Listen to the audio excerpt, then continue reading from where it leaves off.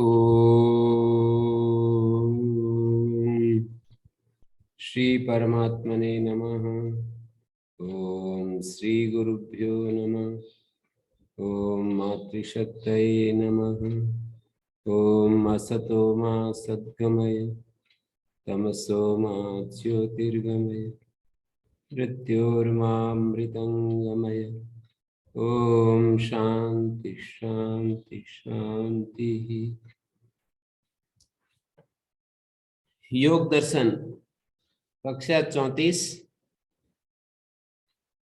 साधन पाद का दृश्य का स्वरूप बताने वाले सूत्र पर हम आ गए हैं। क्योंकि क्रम यह है कि इन्होंने कहा कि अनागत दुख हे है और अनागत दुख का जो हेतु है वो संयोग है, तादात्म्य है। तादात्म्य कह सकते हैं, संयोग कह सकते हैं और अध्यारोप भी कह सकते हैं, अध्यास भी कह सकते हैं। और पीछे अस्मिता क्लेश के प्रसंग में ये कहा दृक् दर्शन सत्यो एकात्मता एव अस्मिता। एकात्मता एव अस्मिता। दृक् शक्ति और दर्शन शक्ति की जो एक रूपता है, मानी चैतन्य और बुद्धि की जो एक रूपता है, वही अस्मिता क्लेश है। तो दृक् शक्ति और दर्शन शक्ति का तादात्म्य और एकात्मता एकात्मता जैसा हो जाना। दृक् शक्ति दर्शन शक्ति एक तो होते नहीं है, लेकिन प्रतीति तो यही है कि चैतन्य और बुद्धि ये दो अलग नहीं दिखाई देते। उनका मैं सुखी दिखाई देता हूँ, मैं दुखी दिखाई देता हूँ, मैं भयभीत दिखाई देता हूँ, मैं क्रोधी दिखाई देता हूँ, मैं क्रोधी हूं, मैं भयभीत हूं, मैं सुखी हूं, मैं दुखी हूं। यही संयोग का स्वरूप है। तो जब संयोग अवस्था होती है तो वही दुख का कारण है। संयोग अवस्था में बुद्धि में जो धर्म आते हैं वो आत्मा उनके साथ एकीभूत होकर के अपने स्वरूप को देखता है। एकीभूत हुआ हुआ आत्मा दिखाई देता है, तो यही दुख का कारण है। माने अनागत दुख हे है, माने जो दुख बीत गया वो हे कोटि में नहीं है। वर्तमान में जो आ गया, जो सिर पर आ गई, जो कष्ट सिर पर आ गया है, वो भी हे कोटि में नहीं है। ये कितना इन्होंने विश्लेषण किया है इस बात का कि आए हुए दुख को हम हे ना समझें। उस हे नहीं समझेंगे तो उसको स्वीकार करेंगे। तो आए हुए दुख में तो स्वीकारोक्ति हो जानी चाहिए कि ठीक है ये। लेकिन जो अनागत दुख है, जो आया नहीं है, आ सकता है, उसके बारे में उपाय करना चाहिए, उसका प्रबंध करना चाहिए।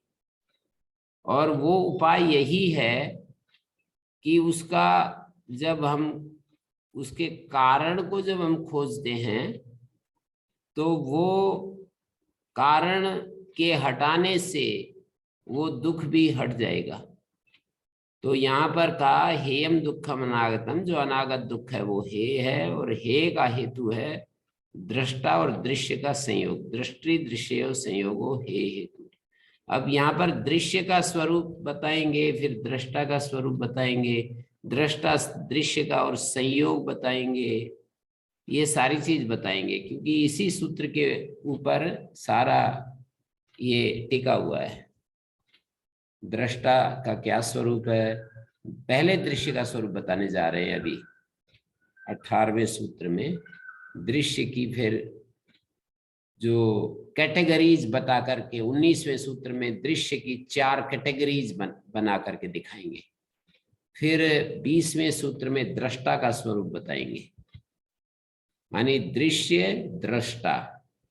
और फिर दृश्य को बताएंगे कि ये दृष्टा के लिए है।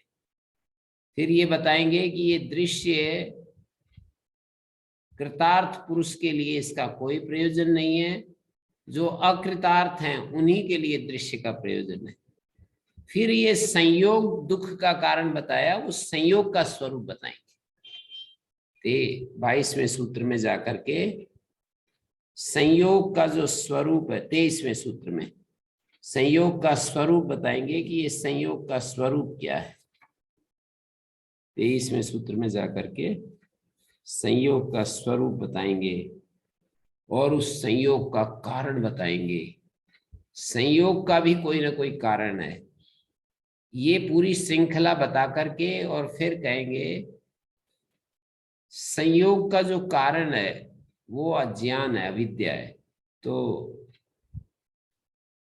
25वें सूत्र में ये कहेंगे कि तद अभावात संयोगाभाव, संयोग का जो कारण है अविद्या, अज्ञान, इग्नोरेंस, उसके हट जाने से, तद अभावात, उसके अभाव हो जाने से संयोग का भी अभाव हो जाता है और उसी का हान नाम है, दुख मुक्त अवस्था है वो, वही दृक् शक्ति का कैवल्य है। फिर कहते हैं ये हान प्राप्ति का उपाय क्या है। मानी ये तो ठीक है, आपने कह दिया कि अविद्या के अभाव होने से संयोग का अभाव हो जाता है और उसी को हान कहते हैं, पर ये हान की उपलब्धि का भी कोई ना कोई तो उपाय होना चाहिए। तो कहा है उसका उपाय, तो 26वें सूत्र में जाकर उसका उपाय बताएंगे। विप्लव रहित विवेक ख्याति हानोपाय, जो विप्लव रहित विवेक ख्याति है वो हान का उपाय। फिर 27वें सूत्र में तस्य सप्तधा प्रांत भूमि प्रज्ञा, यहाँ पर ये पूरा प्रकरण पूरा हो जाता है। माने 15वें सूत्र से ये चल करके 27वें सूत्र पर पूरा हो जाता है। हेयम दुखम अनागतम 16वें 15वें सूत्र में तो विवेकी पुरुष के लिए सब दुख ही दुख है। परिणाम, ताप, संस्कार दुख, गुणवृत्ति विरोध दुख, सब कुछ दुख ही दुख है। फिर बोले ये दुख कौन सा दुख जो है वो हे कोटि में है, भूतकाल का, वर्तमान काल का या भविष्यत काल का। तो भविष्यत काल का जो दुख है यानी आगे आने वाला जो दुख है वो हे कोटि में है, उसको साधक हे समझता है। और इस हे का कारण क्या है, तो बतलाया दृष्टा दृश्य का संयोग जो है इस दुख का कारण है। दृश्य का स्वरूप बता रहे हैं अब। प्रकाश क्रिया स्थितिशीलम भूतेन्द्रियात्मकम भोगवर्गार्थम दृश्यम। प्रकाश क्रिया स्थितिशील वाला, शील माने स्वभाव, प्रकाश स्वभाव, क्रिया स्वभाव, स्थिति स्वभाव है जिसका, भूत और इंद्रिय स्वरूप। भूतेन्द्रियात्मकम, भूत हैं 10 और इंद्रिय हैं 13, कुल मिलाकर 13 इंद्रिय ऐसे कहेंगे। 5 ज्ञानेन्द्रियां, 5 कर्मेंद्रियां और मन और बुद्धि, और मन बुद्धि अहंकार, ये 13, 3 अंतःकरण है, 10 बाह्यकरण है और 10 भूत हैं। सारे कुल मिलाकर करण जिनको कहते हैं वो 13 हैं, उनमें 10 बाह्यकरण है, 5 ज्ञानेन्द्रियां, 5 कर्मेंद्रियां, इनको बाह्यकरण कहते हैं। शब्द स्पर्श रूप रस गंध को ग्रहण करने वाली जो 5 इंद्रियां हैं ज्ञानेन्द्रियां और 5 कर्मेंद्रियां हैं, तो 10 इंद्रियां और 3 करण बन गए। 3 करण, 3 करण, 10 इंद्रियां और 3 करण, 10 इंद्रियां। वो जो करण हैं वो अंतःकरण भी कहते हैं उसको, 3 करणों को। तो 23 तत्व हो गए ये दृश्य के, 23 तत्व। इसको व्यक्त भी कहते हैं। एक अव्यक्त रूप है, वो तो कभी भी, वो अव्यक्त को कभी भी अनुभव नहीं किया जाता, दृश्य के कारण के रूप में उसको जाना जाता है, पहचाना जाता है, क्योंकि कोई भी कार्य किसी कारण से ही प्रकट होता है। तो इस दृश्य का कारण अव्यक्त है, व्यक्त का कारण अव्यक्त। प्रकाश क्रिया स्थिति, प्रकाशशीलम सत्वम, क्रियाशीलम रजः, स्थितिशीलम तमः। ये तीन गुण जो होते हैं परस्पर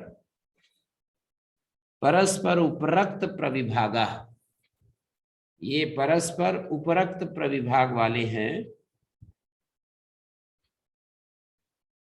उपरक्त है प्रविभाग जिनका, मानी एक दूसरे में मिला हुआ। एते गुणा परस्पर उपरक्त प्रविभागा, ये गुण, ये जो तीन गुण हैं परस्पर उपरक्त विभाग, एक दूसरे में मिला हुआ है इनका प्रविभाग। क्रियाशील मानी परिवर्तनशील, प्रकाशशील प्रकाशनशील मानी जो बोध्य होने योग्य हो। प्रकाशशील का अर्थ होता है जो जानने में आता है,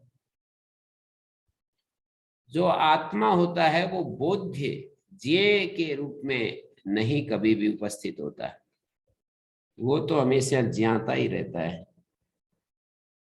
क्रियाशील परिवर्तनशील, स्थितिशील का मतलब प्रकाश और क्रिया का रोधनशील, प्रकाश और क्रिया को रोकने वाला, जो रोकने वाली जो स्थिति है प्रकाश और क्रिया को, उसको स्थितिशील कहते हैं।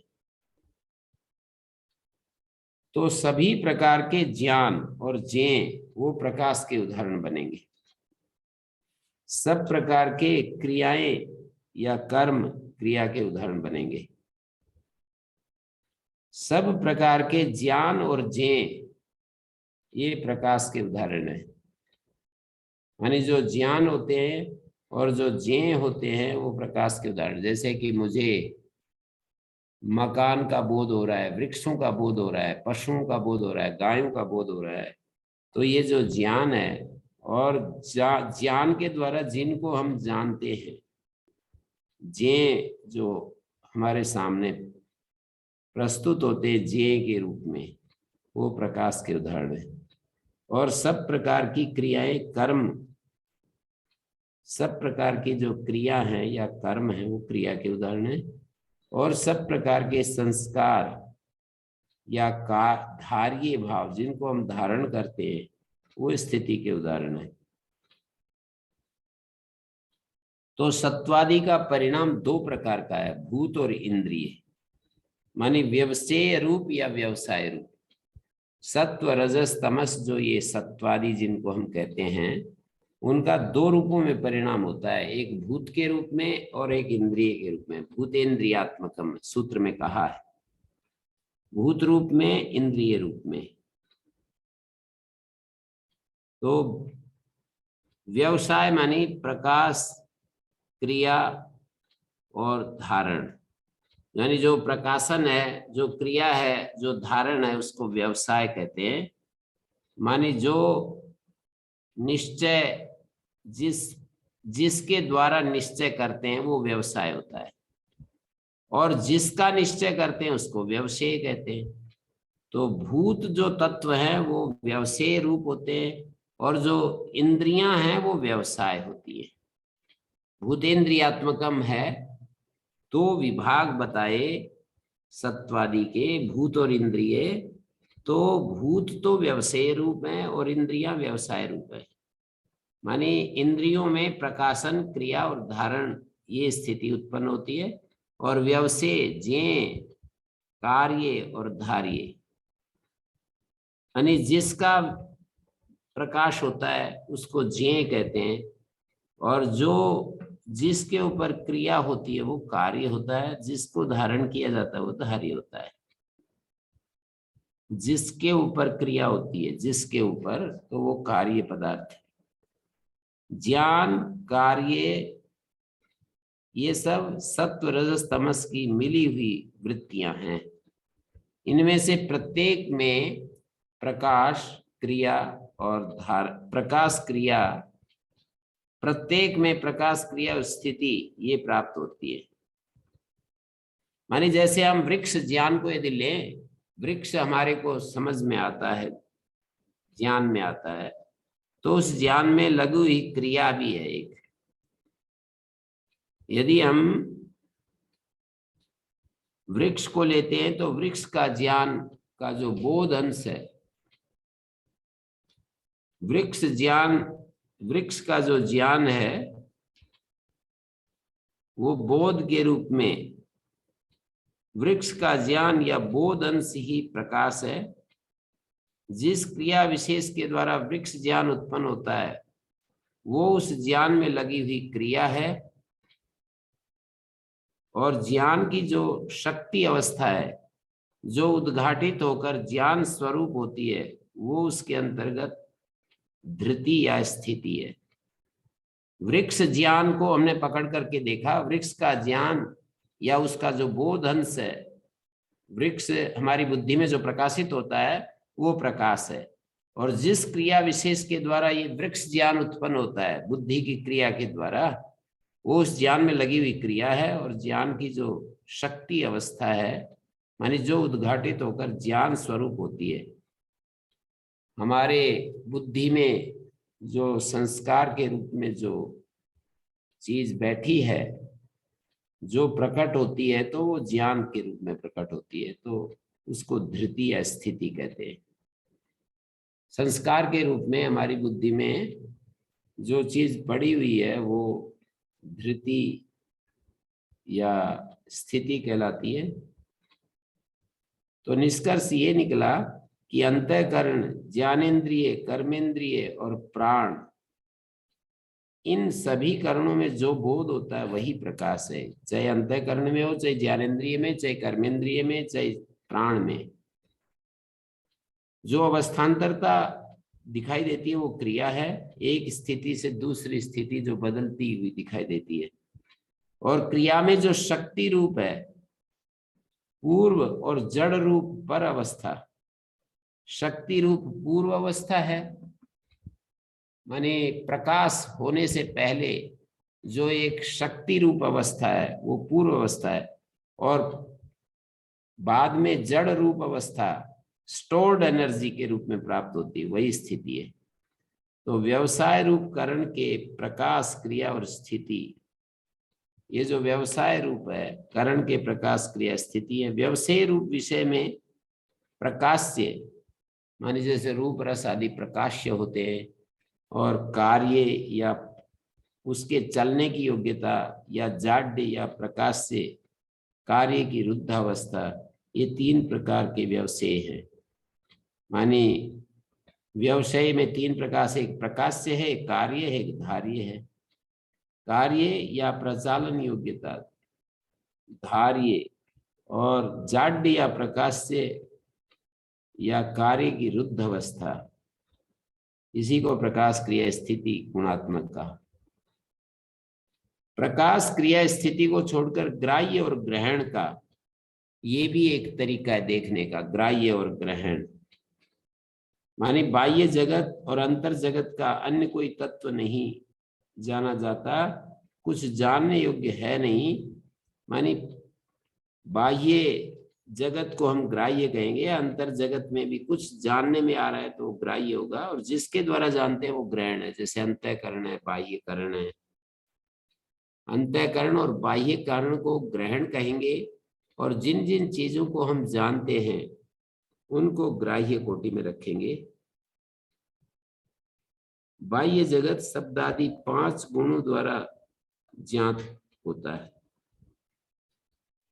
शब्द आदि में बोध या प्रकाश है, बोध का कारण क्रिया है, तो उस क्रिया का कारण शक्ति है। शब्द आदि में बोध या प्रकाश है, बोध का कारण क्रिया, और उस क्रिया का कारण शक्ति है। तो इस तरह से प्रकाश, क्रिया, स्थिति पर ये थोड़ी सी चर्चा हमने की।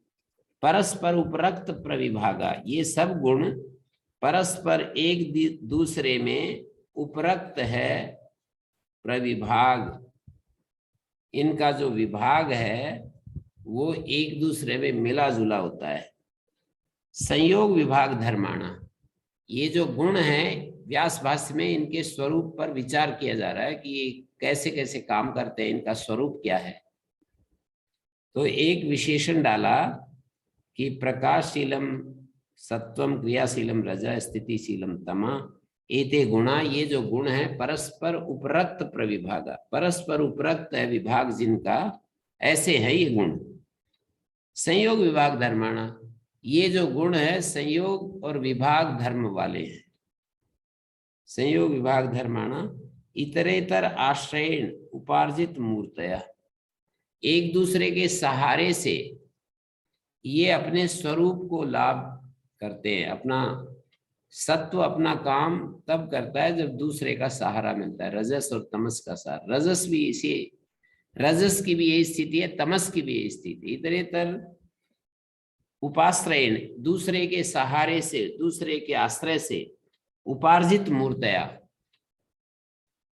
अपना मूर्त स्वरूप इन्होंने हासिल किया होता है।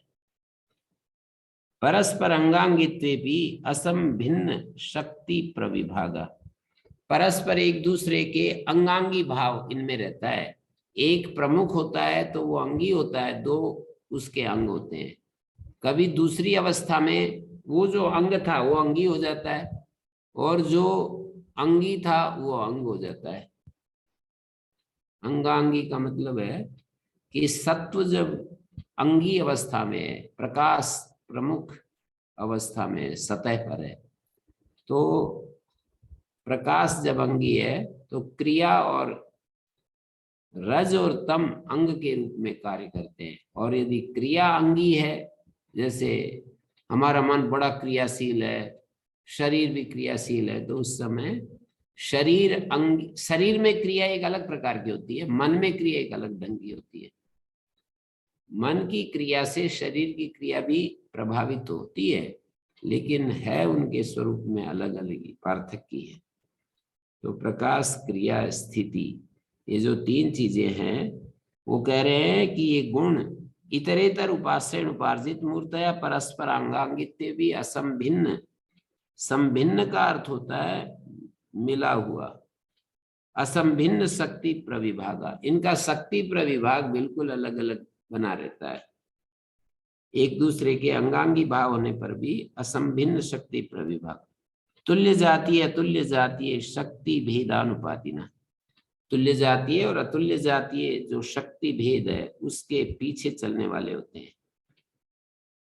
प्रधान वेलायाम उपदर्शित सन्निधाना, प्रधान वेला में दिखाया है सन्निधान, उपदर्शिता दिखाया गया है सन्निधान जिनका, माने शक्ति प्रविभाग मिला हुआ होता है। शक्ति का जो विभाग है अंगांगित्व होने पर भी इनका शक्ति प्रविभाग असंभिन्न है, माने अलग अलग ही है। परस्पर वैसे तो अंगांगी मिल भाव में काम करते हैं, एक दूसरे के सहयोगी होकर के काम करते हैं, लेकिन इनका शक्ति प्रविभाग पृथक पृथक ही है कि ये सत्व की शक्ति है, रजस की शक्ति है, ये तमस की शक्ति है। तो शक्ति प्रविभाग असंभिन्न है। ये तुल्य जातीय और अतुल्य जातीय शक्ति भेद के अनुपाती है। तुल्य जातीय और अतुल्य जातीय शक्ति भेद के अनुपाती है और अपने अपने प्राधान्य काल में कार्योत्पादन में उद्भूत वृत्ति है। जब जिसका प्रधान काल होता है, प्रधान वेलाएं उपदर्शित सन्निधाना, प्रधान वेला में प्राधान्य काल में कार्योत्पादन में उद्भूत वृत्ति, कार्य को उत्पन्न करने में उद्भूत वृत्ति। तुल्य जातीय अतुल्य जातीय, ये दो शब्द यहां पर डाले हैं। तुल्य अतुल्य जातीय शक्ति भेद के अनुपाती हैं ये। तो इसको हम ऐसे समझ सकते हैं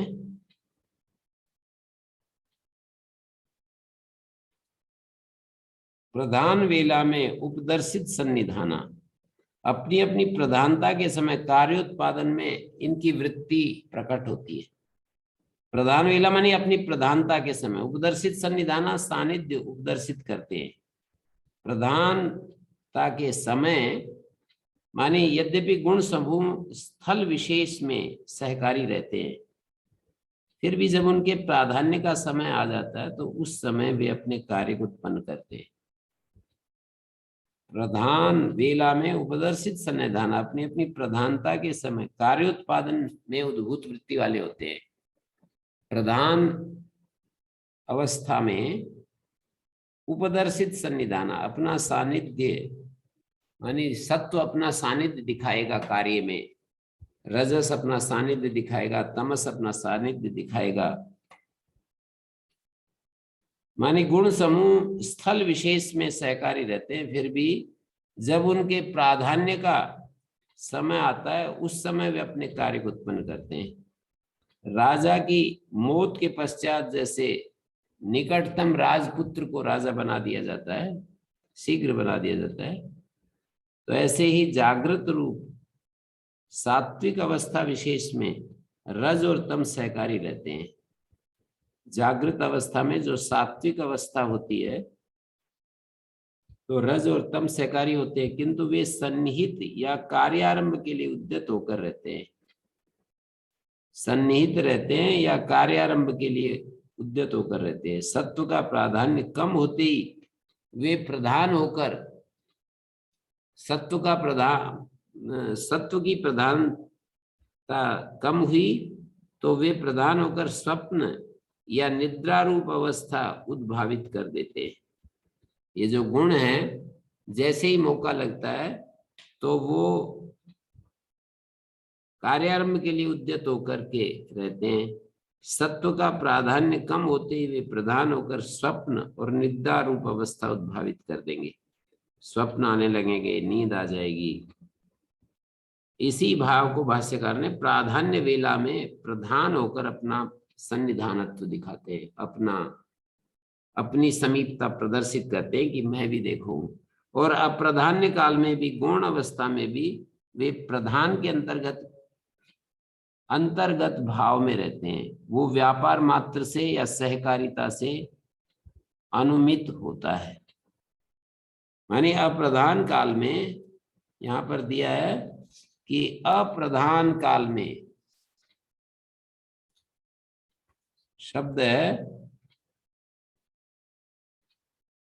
प्रधान वेलायाम दर्शित सन्निधाना गुणत्वे भी व्यापार मात्रेण प्रधानांतर णीत अनुमित अस्थिता। अप्रधान काल में भी व्यापार मात्रेण अपने व्यापार के द्वारा, गुणत्वे भी व्यापार मात्रेण प्रधानांतरणीत अनुमित अस्थिता, प्रधान के भीतर ही अपना अस्तित्व छिपाए रहते। प्रधानांतरणीत प्रधान के भीतर अनुमित अस्थिता, अनुमित है अस्तित्व जिनका, पुरुषार्थ कर्तव्यतया प्रयुक्त सामर्थ्य, पुरुषार्थ कर्तव्यता माने भोग और अपवर्ग देने के लिए अपना सामर्थ्य लगाए रहते हैं। सन्निधि मात्रोपकारिणो अयस्कांत मणिकल्पा, सन्निधि मात्र से उपकार करने वाले और अयस्कांत मणि के तरह रहते हैं। ये जैसे चुंबक पत्थर लोहे को खींच खींच करके, तो ये भी अयस्कांत मणिकल्पा प्रत्ययम अंतरेण एक तमस वृत्तिम अनुवर्तमाना, प्रत्यय के बिना माने कारण के बिना किसी गुण का प्राधान्य होता है। जिस कारण से किसी गुण का प्राधान्य, वो कारण प्रत्यय है। तो प्रत्ययम अंतरेण धर्म सात्विक परिणाम का प्रत्यय या निमित्त कारण है। तीनों गुणों में अप्रधान दो गुण के प्रधान रूप से प्रादुर्भाव का कोई बाह्य प्रत्यय या निमित्त नहीं रहने पर भी वे स्वभावतः तृतीय प्रधानभूत गुण की वृत्ति का अनुवर्तन करते हैं। धर्म के द्वारा सात्विक देवत्व परिणाम प्रादुर्भूत होने पर रज और तम उस सात्विक देवत्व परिणाम के उपयोगी रजस और तमस भाव को निष्पन्न करके सत्वरूप प्रधान की देवत्व रूप वृत्ति का अनुवर्तन करते हैं। यहां पर यह देखने की बात है, प्रत्यम अंतरेण एक तमस वृत्ति अनुवर्तमाना, कारण के बिना किसी एक कारण मानी कार्य का जो कारण है, प्रत्यम अंतरेण प्रत्यय व्यतिरेक, कारण माने जिस कारण से किसी गुण का प्राधान्य होता है उस कारण को प्रत्यय कहा है। तो प्रत्यम अंतरेण एक तमस्य वृत्तिम, कारण जब होता है तब तो उसके पीछे हो ही जाते हैं, पर प्रत्यम अंतरेण प्रत्यय के बिना, कारण के बिना एक तमस्य वृत्ति अनुवर्तमाना, किसी एक की माने सत्व की वृत्ति है तो रजस तमस उसका अनुवर्तन करेंगे, रजस की है तो फिर सत्व और तमस की अवस्था में सत्व और रजस उसका अनुवर्तन करेंगे। वृत्ति अनुवर्तमाना प्रधान शब्द वाच्य भवंती एतद् दृश्यमिति उच्यते, प्रधान शब्द से कहे जाते हैं, इन्हीं को दृश्य भी कहते हैं। तुल्य जातीय अतुल्य जातीय भेदानुपातिना, ये एक शब्द आया, माने तुल्य जातीय और अतुल्य जातीय, तुल्य जातीय अतुल्य जातीय शक्ति भेदानुपातिना, यहां पर शक्ति भेद के प्रकाश आदि सारे गुण परस्पर असंभिन्न होने पर भी, मिले हुए होने पर भी आपस में सहकारी होते हैं। तो गुण समूह तुल्य और अतुल्य जातीय शक्ति भेद के अनुपाती हैं। तुल्य जातीय शक्ति क्या है? सात्विक द्रव्य की उपादान सत्व शक्ति है। सात्विक जो द्रव्य है या भाव है या विचार है, उसकी सात्विक द्रव्य की या सात्विक भाव की या सात्विक विचार की, सात्विक कर्म की उपादान शक्ति सत्व शक्ति है। सत्व शक्ति के नाना भेदों से तुल्य जातीय शक्ति, सत्व शक्ति के अलग अलग भेदों से नाना प्रकार के सात्विक भाव होते हैं, नाना प्रकार के सात्विक भाव होते हैं। सत्व की राजसी तामसी शक्ति अतुल्य जाती है। सत्व की राजसिक और तामसिक जो शक्ति होगी वो अतुल्य जातीय कहलाएगी। सत्व की जो सात्विक द्रव्य की उपादान सत्व शक्ति की तुल्य जातीय कहलाएगी और राजसिक तामसी अतुल्य जातीय कहलाएगी। सात्विकी शक्ति, राजसी शक्ति, तामसी शक्ति के बहुत भेद होते हैं, उनसे असंख्य भाव उत्पन्न होते हैं। जिस भाव की जो शक्ति प्रधान उपादान है वो तुल्य जातीय शक्ति उस भाव में स्फुट रूप से समन्वित अनुपातिनी होगी। अन्य अतुल्य जातीय शक्ति भी उस भाव की सहकारिणी शक्ति के रूप में, यानी सत्व जब अपना काम करता है तो रजस तमस जो अतुल्य जातीय शक्ति है वो भी सहकारी के रूप में रहते हैं, उपादान भूत रहते हैं वहां पर। मानी प्रत्येक व्यक्ति में कोई भी गुण प्रधान क्यों न हो, अन्य दोनों गुण उस प्रधान गुण के सहकारी भाव से कार्य करते रहते हैं। कोई भी गुण प्रधान हो पर वो दो दूसरे गुण के सहकारी बन करके कार्य करते रहते हैं। जैसे दिव्य शरीर है, ये सात्विक शक्ति का कार्य है, लेकिन वहां भी रजस और तमस अपना राजसी तामसी शक्ति सहकारी रूप में अनुपातिनी रहती है। तो ये सारे इसके शब्द बोल बोल करके व्यास भाष्य में बड़े ढंग से बताया। परस्पर उपरक्त प्रविभागा, परस्पर इन्होंने अपना परस्पर उपरक्त होकर के प्रविभाग को सिद्ध किया इन्होंने कि ये सत्व है, ये रजस है, एक दूसरे के साथ मिलकर के परस्पर उपरक्त प्रविभागा, इनका जो विभाग है परस्पर उपरक्त होकर के वो विभाग, गुणों का विभाग या निज निज स्वरूप का परस्पर द्वारा उपरक्त या अनुरंजित होना है।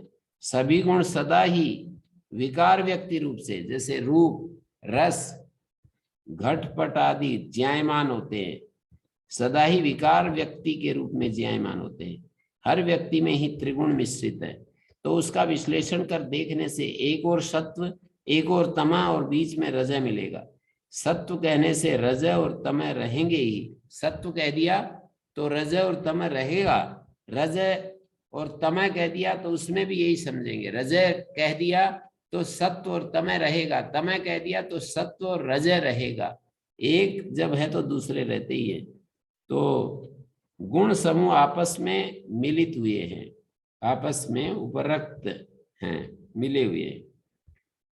प्रकाश सदा क्रिया और स्थिति द्वारा उपरक्त है, और क्रिया प्रकाश और स्थिति से उपरक्त है, और स्थिति प्रकाश क्रिया से उपरक्त है। तो इस तरह से इनको बताया जा रहा है। संयोग विभाग धर्माणा अन्योन्य आश्रय द्वारा उत्पादित मूर्त है, माने सत्व आदि गुण सभी द्रव्यों की सृष्टि परस्पर सहकारी भाव से करते हैं। सात्विक भाव में राजस तामस भाव भी बने रहते हैं। तो इस तरह से ये दिखा दिया। और आगे कहा तद एतद दृश्यम भूतेन्द्रियात्मकम, ये जो दृश्य है ये भूतेन्द्रियात्मकम भूत भावेन पृथिव्यादिना सूक्ष्म स्थूलेन परिणमते। भूत स्वरूप और इंद्रिय स्वरूप भूत भावेन पृथिव्यादिना सूक्ष्म स्थूलेन परिणमते, पृथ्वी आदि के रूप में सूक्ष्म और स्थूल रूप में परिणमित होता है। तथा इंद्रिय भावेन, और इंद्रिय के रूप में श्रोत्रादि इंद्रिय के रूप में परिणमित होता है। मानी ये दृश्य भूतेन्द्रियात्मक बताया तो भूत भाव में भूत के रूप में परिणमित होता है और इंद्रिय के रूप में परिणमित होता है। और यहाँ पर तत्तु न प्रयोजनम, बिना प्रयोजन के ये परिणमित नहीं होता। अभी तो प्रयोजनम उर्रीकृत प्रवर्तते थे भोगापवर्गार्थम ही तदृश्यम पुरुषस्य, पुरुष का भोग और अपवर्ग के लिए दृश्य का स्वरूप है। भोग अपवर्गार्थम ही तदृश्यम, वो जो दृश्य है वो भोग और अपवर्ग के लिए होता है। पुरुष को भोग प्रदान करता है या अपवर्ग प्रदान करता है। गुण जो होते हैं भोग देने के लिए, अपवर्ग देने के लिए, ज्ञान देने के लिए, मुक्ति देने के लिए गुणों की प्रवृत्ति है। तत्र इष्टानिष्ट गुण स्वरूप अवधारणम अविभागापन्नम भोगा। इष्ट और अनिष्ट गुण स्वरूप का अवधारण, जैसे कुछ गुण होते हैं इष्ट स्वरूप, कुछ अनिष्ट स्वरूप होते हैं। इष्टानिष्ट गुण स्वरूपावधारणम अविभागापन्नम भोगा, भोग की परिभाषा दे रहे हैं। इष्टानिष्ट स्वरूप का जो अवधारण है, इष्टानिष्ट गुण स्वरूप का अवधारण अविभागापन्नम भोगा। अविभाग रूप, एक रूप हो जाना, ये भोग है। अविभागापन्नम भोगा, इष्टानिष्ट गुण स्वरूपावधारणम अविभागापन्नम भोगा। अविभागापन्न जो है वो भोग है। अविभागापन्न का मतलब है दृष्टा दृश्य का एकतापन्न भाव में इष्ट अनिष्ट गुणों का स्वरूपावधारण भोग होता है। माने ये मेरे लिए इष्ट है, ये मेरे लिए अनिष्ट है, ये मेरे लिए अनुकूल है, ये प्रतिकूल है। इस तरह से इष्टानिष्ट गुण स्वरूप का उदाहरण अविभागापन्नम, माने अपने आत्म स्वरूप के साथ एकतापन्न भाव में दृष्टा दृश्य का दोनों का एक रूप हो जाना। दृष्टा और दृश्य का एक रूप हो जाना। इष्टानिष्ट गुण स्वरूपावधारणम अविभागापन्नम, अविभागापन्न का मतलब है दृष्टा दृश्य का एक रूप हो जाना, यही भोग है। और भोक्ता के स्वरूप का अवधारण अपवर्ग होता है। भोक्ता का अलग से अनुभव होना, साक्षी के रूप में ज्ञान होना, ये अपवर्ग है। दृष्टा और दृश्य का पीछे भी बतलाया, जैसे संयोग है, अस्मिता क्लेश है। दृष्टा दृश्य का अविभागापन्न होना माने एकता रूप जो बोध है, एकाकारता है, वो भोग है, तादात्म्य है। दृष्टा दृश्य का जो तादात्म्य है यही भोग है। उसमें इष्ट और अनिष्ट गुण स्वरूप का उदाहरण, माने ये मेरे को अच्छा लग रहा है, ये मुझे खराब लग रहा है। और स्वरूपावधारणम अपवर्ग, भोक्ता के स्वरूप का उदाहरण अपवर्ग, द्वयोर अतिरिक्तम अन्य दर्शनम नास्ति, इन दो बातों से अलग कोई दर्शन नहीं है। अतिरिक्तम दर्शनम नास्ति तथा चोक्तम, जैसा कहा है। अयम तु खलु त्रिषु गुणेषु कर्तृषु अकर्तृ च पुरुषे तुल्यातुल्य जातीये चतुर्थे तत्क्रिया साक्षिणी उपनीयमानान सर्वभावान उपपन्नान अनुपश्यन न दर्शनम अन्यत संकते। अज्ञानी जो है। आचार्य जी, जो आप अभी ये बता रहे थे, इसमें एक प्रश्न आ रहा है, जो 5 प्रकार की वृत्तियां हैं जी, उनका इस पे किस तरीके से प्रभाव आएगा? क्या है कि ये 5 वृत्तियां तो यहाँ प्रभाव डालती दिख रही हैं। नहीं, वो वृत्तियां तो चित्त का धर्म है। यहाँ पर दृश्य कैसे कैसे काम करता है वो दिखा रहे हैं। दृश्य का स्वरूप दिखाया, दृश्य का प्रयोजन दिखाया, दृश्य का स्वभाव बताया। 3 चीजें यहाँ बताई है। प्रकाश, क्रिया, स्थिति, शीलम। शीलम माने स्वभाव। दृश्य का स्वभाव क्या है? प्रकाश, क्रिया और स्थिति, स्वभाव।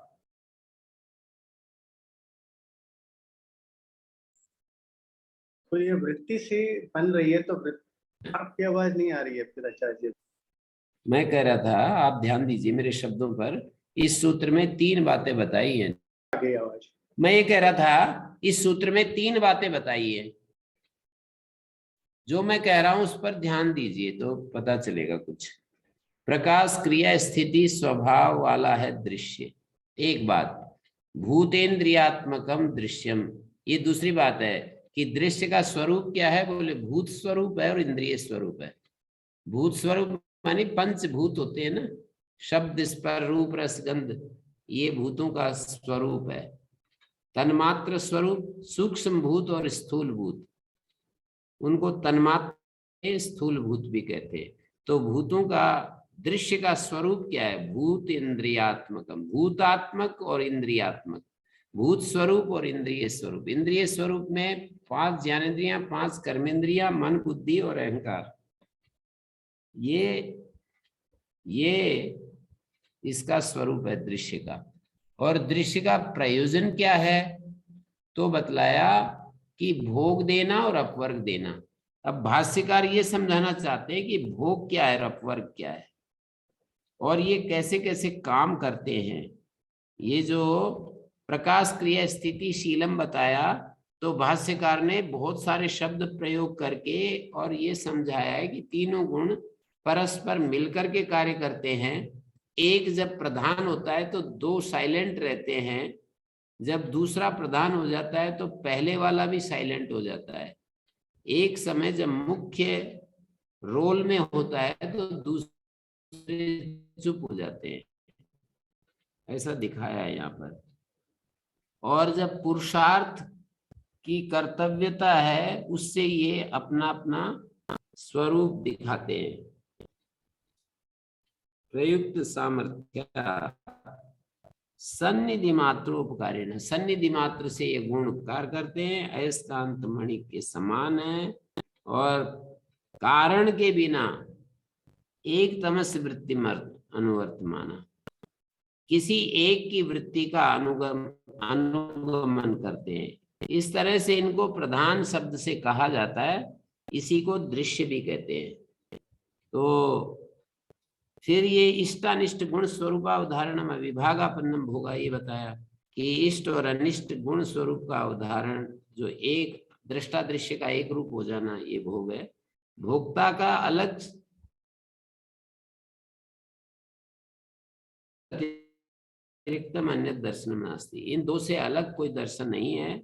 जैसे कि पंसिक आचार्य का वचन दे रहे हैं, एम तु खलु, ये पुरुष, अज्ञानी पुरुष, त्रिषु गुणेषु कर्तृषु अकर्तृ पुरुषे तुल्यातुल्य जातीय चतुर्थे तत्क्रिया साक्षिणी उपनीयमानान सर्वभावान उपपन्नान अनुपश्यन् न दर्शनम अन्यत् संकते। ये जो अयम तु खलु त्रिषु गुणेषु कर्तृषु, वास्तव में तो 3 गुण कर्ता होते हैं। त्रिषु गुणेषु कर्तृषु माने 3 गुण कर्ता होते हैं। अविवेकी व्यक्ति क्या करता है, अकर्ता तुल्यातुल्य जातीय गुण क्रिया का साक्षी जो चतुर्थ है, चतुर्थ पुरुष है, उसमें उपनियमान बुद्धि द्वारा उनको समर्पित करता रहता है। तीन गुणों के कर्ता होने पर भी जो अज्ञानी पुरुष, अविवेकी पुरुष है, वो पुरुष है।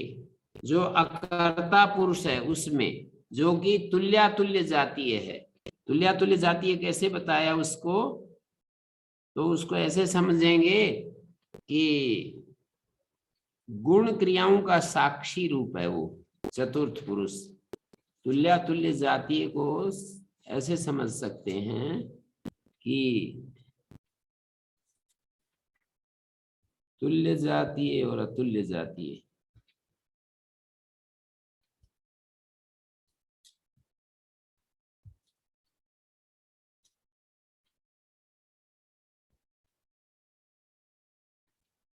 तुल्यातुल्य जातीय, तुल्य जातीय और अतुल्य जातीय, इन दोनों को वो कहना चाह रहे हैं कि जो अज्ञानी पुरुष है वो अकर्ता है। ये जो पुरुष है वो अकर्ता है। अज्ञानी पुरुष तीन गुणों को कर्ता होने पर भी जो अकर्ता पुरुष है, गुण क्रियाओं का साक्षी है, तुल्य जातीय और अतुल्य जातीय दोनों स्थितियों में अपना रोल अदा करता है। उसमें बुद्धि के द्वारा समर्प्यमाण सभी धर्मों को उपपन्न जानकर, सांसिद्धिक रूप से उनको जानकर ये आशंका नहीं करते कि इनसे पृथक भी कोई दर्शन है, मानी चैतन्य है, इनसे अलग कोई चैतन्य वस्तु है, ये नहीं देखते हैं और इसी को समझ लेते हैं कि यही चैतन्य है।